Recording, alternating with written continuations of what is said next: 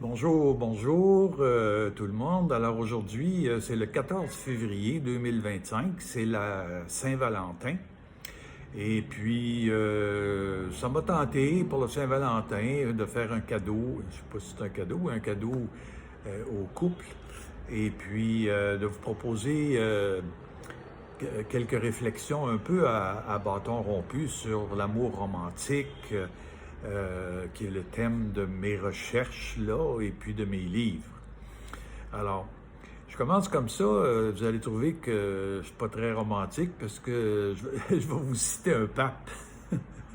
Le pape Benoît XVI, je me rappelle. Ça, c'est l'ancien cardinal Ratzinger. Le pape Benoît XVI, avant le pape actuel. Je me souviens, il y avait un écrit, ça m'avait frappé, puis dans un de ses écrits, il avait dit « L'amour et la vérité, c'est la même chose ». Ça m'était resté, ça. J'ai dit « Qu'est-ce que ça peut bien vouloir dire ?» Évidemment, tu sais, les papes sont pas bien romantiques, et puis ils ont toujours des idées, on va dire des textes tellement plates, là, des encycliques, tout ce que vous voudrez. Fait que là, j'ai dit, il doit avoir des réflexions philosophiques là, bien profondes, lui, qui rejoignent personne. Mais, mais ça m'est revenu, puis ça m'est resté, puis il y a quelque chose qui est intriguant là-dedans, puis il y a un fond de vérité, mais je vais vous dire comment je le vois. Alors ça, c'est un texte sacré, on va dire un texte d'un pape. Puis j'ai relié ça à un autre texte sacré. Vous savez, en Inde, toutes les grandes traditions spirituelles parlent d'un grand texte, le plus grand texte spirituel qui fait le plus autorité. On appelle ça les Upanishads. Et les commentaires des Upanishads, bien, il est sorti 6 grandes traditions en Inde qui ne se contredisent pas, mais qui sont différentes.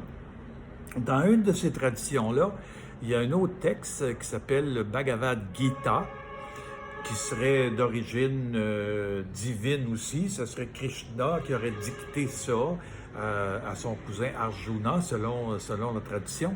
Mais c'est une grande tradition. Le Bhagavad Gita, c'est comme les évangiles, là. C'est un texte sacré aussi important que ça dans les traditions indiennes. Et dans ce texte-là, les commentaires qui sont faits arrivent à l'énoncé suivant, c'est qu'il y a différentes étapes dans la vie, 0-25 ans, où on apprend ce qu'on doit savoir, les sagesses pour bien vivre. De 25 à 50 ans, bien, ceux qui veulent fonder des familles fondent des familles. De 50 ans à 75 ans, et c'est là où je veux en venir. Qu'est-ce qu'on dit de 50 ans à 75 ans?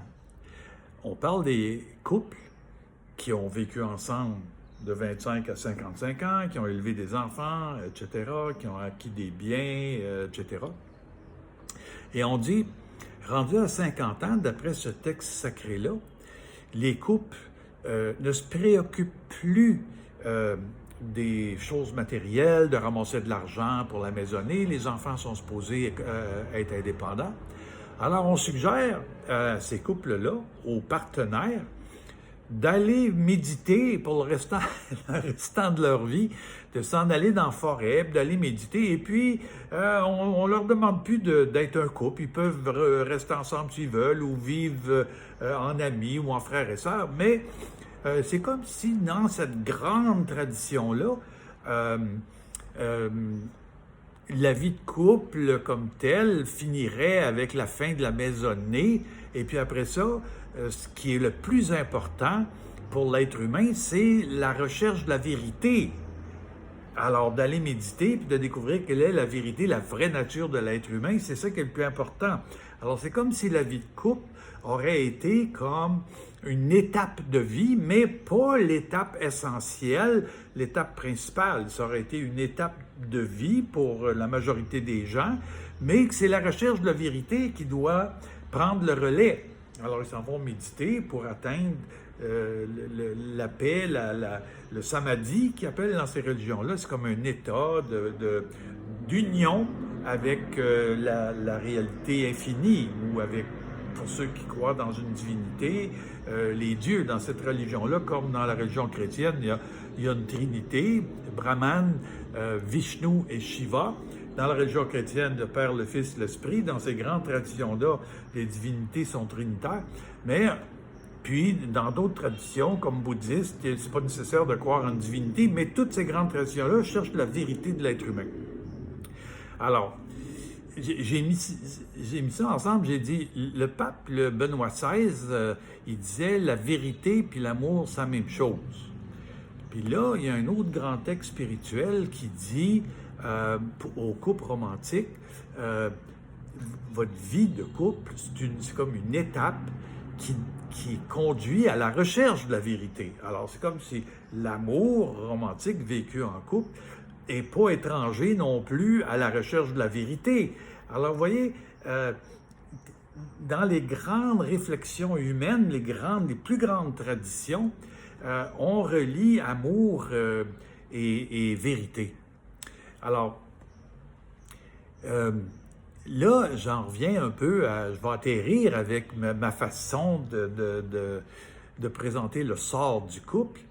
Et dans ma façon de présenter le sort du couple, sans m'être lié à ces deux grandes traditions-là, mais je présentais ça un peu de la même manière. C'est comme si je vous disais, l'amour romantique est souvent basé sur un sentiment de manque, parce qu'on vit avec un esprit matérialiste où on recherche toujours les satisfactions, puis on est pris d'un engrenage qui nous font ressentir un manque continuellement.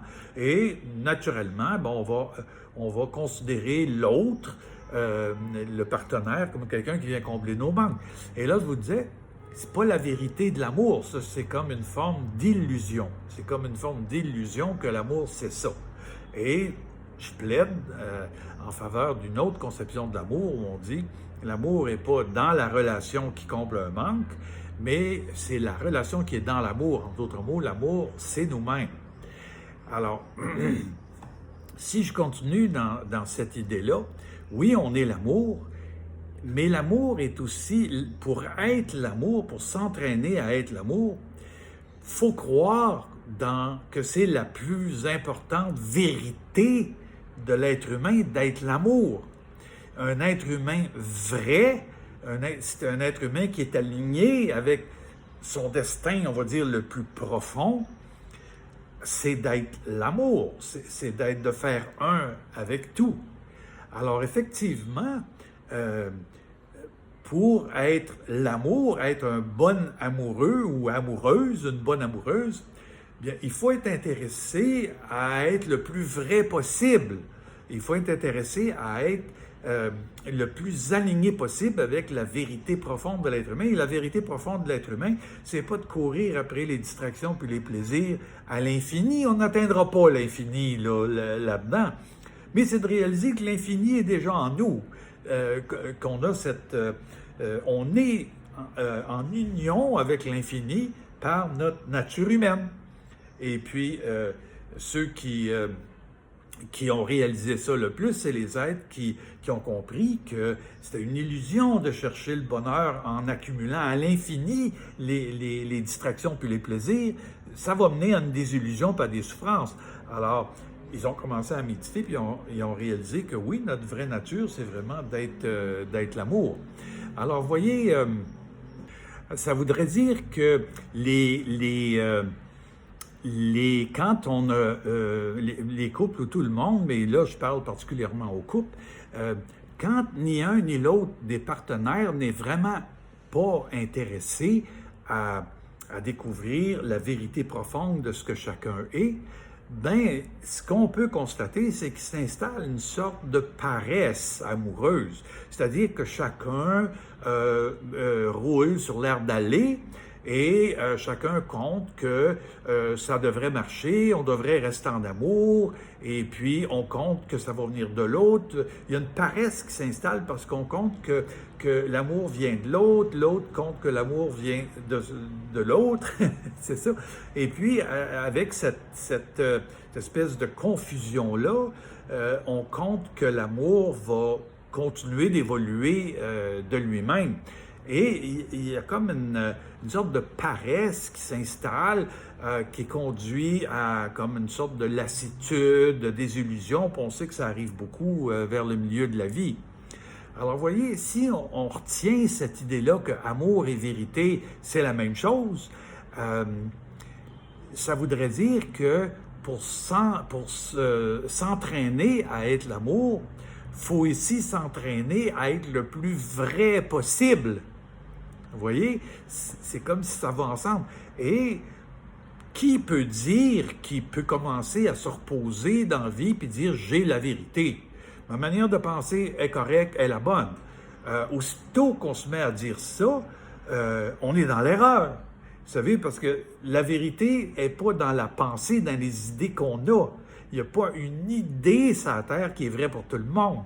Alors, notre pensée, c'est pas la vérité. C'est des opinions qui viennent d'un contexte, etc.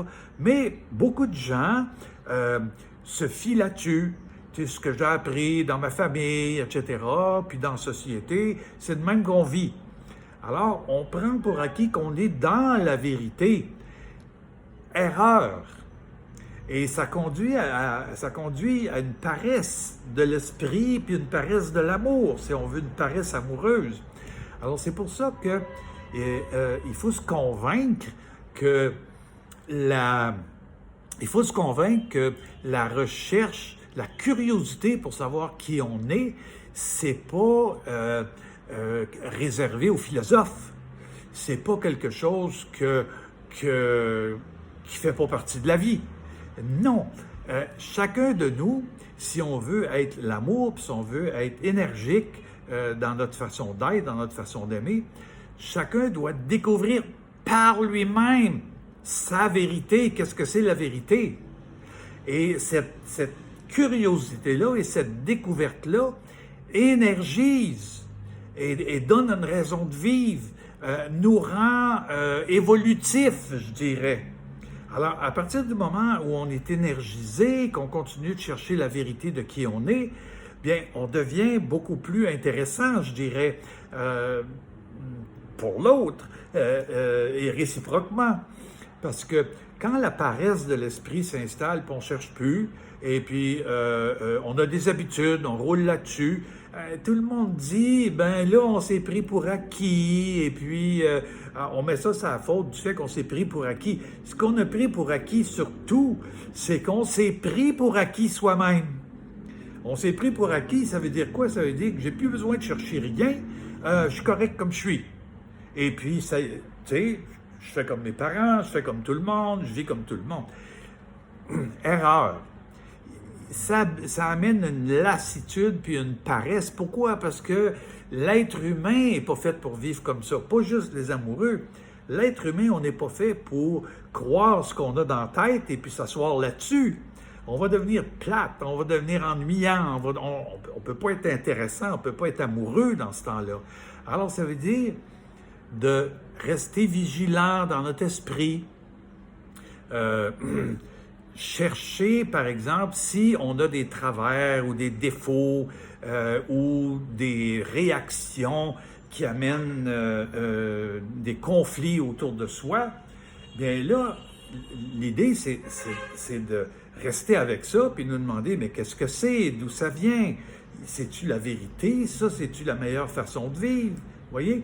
Alors, il faut rester avec ça et se demander, est-ce que c'est une bonne énergie? Est-ce que quand j'agis comme ça, est-ce que je suis bien aligné au meilleur de l'être humain? Est-ce que, d'où ça vient? Si ça vient de nos parents ou de nos grands-parents, on a le droit de se demander, il n'était pas Dieu, il peut avoir une vérité, il peut avoir quelque chose de bon là-dedans. Mais je ne peux pas m'asseoir là-dessus en disant que c'est la vérité éternelle. On doit tous refaire le chemin de la vérité pour s'entraîner à être l'amour. On doit refaire le chemin personnellement. On ne peut pas se fier à personne puis se dire, moi je pense comme lui ou comme elle, puis c'est comme ça. Non, c'est pas énergisant ça. Il n'y a personne qui va vous dire c'est quoi la vérité. Mais on doit la trouver par soi-même. Tu sais, on doit prendre conscience de qui on est, comment on agit, et il ne s'agit pas de se culpabiliser ni rien de ça, mais il s'agit d'en prendre conscience et de regarder, est-ce que ça me rend heureux? Est-ce que ça rend les autres heureux? Est-ce que je suis détendu? Est-ce que je me sens uni avec le meilleur de ce qui existe? Est-ce que je fais avec l'univers, on va dire? Alors, vous voyez, chacun doit refaire ce chemin-là. Et comme aujourd'hui, mon souhait pour la Saint-Valentin, c'est que chaque amoureux, chaque couple qui veut se maintenir dans la romance, bien, a à faire à découvrir sa propre vérité par lui-même, par elle-même. Et en faisant ce chemin-là, c'est comme si on s'entraîne à rester amoureux, vous allez le constater. On s'entraîne à rester authentique, on s'entraîne à rester vrai, on s'entraîne à être dans le meilleur de soi-même. Et aussitôt qu'on s'entraîne à ça, on s'entraîne à l'amour, à faire un avec ce qui est autour de nous. Et les grandes forces de l'être humain sont toutes reliées autour de l'amour, la générosité, le pardon, l'entraide, l'écoute. Mais il faut que ça devienne une vérité pour soi-même. Alors, et je complète en disant ceci. La vérité, c'est pas ce qu'on a dans la tête, c'est pas des idées. La vérité, c'est une expérience de vérité. Une expérience. Et pour que ça soit une expérience, il faut que ça vienne d'une recherche personnelle de chacun. L'expérience que j'ai de la vie, c'est mon expérience. Je n'ai pas une expérience en écoutant les idées d'un autre. Je n'ai pas une expérience en questionnant jamais mes parents ou la société qui m'ont fait être comme je suis. C'est pas une expérience, ça. C'est une copie. Et je dis souvent aux gens, un peu en les provoquant, vous êtes vos parents à 95%. Alors, réveillez-vous. Vous êtes une copie. Alors, si vous voulez être une expérience de vérité, une expérience d'amour, il faut qu'il y ait cette recherche dynamique-là, cet entraînement dynamique à s'approcher le plus possible de la vérité et l'amour. Ça rend les gens beaucoup plus intéressants, ça rend le partenaire plus intéressant, ça vous rend plus intéressant, et c'est comme si le couple s'énergise à mesure dans cette recherche-là. Bien sûr, les autres facteurs restent là, il faut être compatible, il faut faire cette recherche-là un peu en même temps, il faut être rendu à des niveaux qui ne sont pas trop éloignés les uns des autres. Mais cette recherche-là, cette curiosité-là doit être personnelle pour que ça soit une expérience. Et c'est quand c'est une expérience qu'on en ressent les bienfaits, qu'on ressent une sorte de libération, une sorte de détente, une sorte de joie d'être aligné avec plus de vérité tout le temps sur soi-même. Alors, vous voyez, c'est pour ça que dans le Bhagavad Gita, par exemple, vous allez être surpris, dans cette grande tradition-là, qui est aussi importante que la tradition chrétienne, ben, on suggère aux couples, après 50 ans, vous n'êtes pas obligé là, de continuer votre vie ensemble. L'important, c'est que vous cherchiez la vérité encore plus. Puis, c'est ça qui est le plus important. Vous voyez? Alors, même dans les premiers 50 ans de la vie de couple, évidemment, on faut en mettre en priorité la maisonnée, puis bien réussir ça. Mais en même temps, s'apercevoir que faut s'entraîner à rester le plus vrai et le plus amoureux possible. Alors, dans le Bhagavad Gita, on parle aux couples de 50 ans, et puis etc. Mais dans nos sociétés à nous, bien, on vit plus longtemps, parce que le Bhagavad Gita date de très, très, très longtemps, et puis probablement qu'il n'y a peut-être pas beaucoup de gens qui vivaient au-delà de 50 ans. Dans nos sociétés à nous, on vit beaucoup plus longtemps, et on peut vivre en couple beaucoup plus longtemps quand c'est dynamisé, puis ça va bien. Alors, je ne suis pas en train de dire au couple de suivre le Bhagavad Gita là-dessus, mais je donnais cet exemple-là simplement pour vous montrer que les grands sages, les grands penseurs, les grandes traditions de ce monde, bien, relient la vérité à l'amour. Et moi, je trouve c'est important parce que c'est pas juste de la philosophie. C'est que pour que la vie humaine devienne une expérience personnelle de vérité et d'amour, bien, il faut que les deux soient reliés et il faut que notre curiosité nous porte à découvrir comment les deux sont reliés. Et c'est de cette manière-là qu'on devient un être plus complet, plus épanoui, qui est plus amoureux et qui est plus vrai. Ce qui ne peut pas faire autrement que de rendre un être plus intéressant. Alors voilà ma réflexion que je voulais vous laisser pour cette fête de la Saint-Valentin. J'espère que c'est pas trop philosophique puis que j'ai réussi à atterrir un peu. Alors je souhaite une bonne Saint-Valentin à tous les couples, à tout le monde en fait.